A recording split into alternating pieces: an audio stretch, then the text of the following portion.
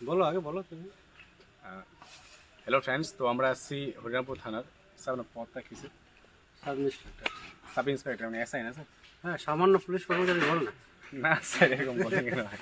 তো এটা আমাদের গর্বের বিষয় যে আমাদের থানায়, হরিরামপুর থানায় এত বড় ফেসবুক ক্রিয়েটার রয়েছে, আমি জানতাম না। দেন আমি যখন জানতে পারলাম যে ইনি বৈদ্যনাথ স্যার, যিনি এসআই পদে রয়েছেন আমাদের হরিরামপুর থানার মধ্যে, তো আমি এখানে ছুটে আসি। রাত এখন বাজে মোটামুটি 9টা বাজতে চলেছে। তো স্যারের সঙ্গে সাক্ষাৎ করলাম।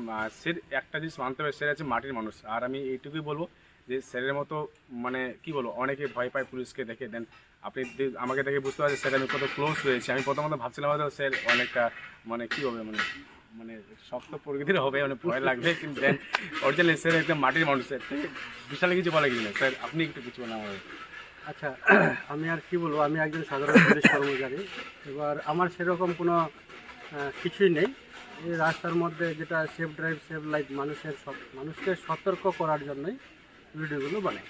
তো যেটা হচ্ছে হেলমেট পরা, তারপরে সাবধানে গাড়ি চালানো, ব্যাস সেটাই করি।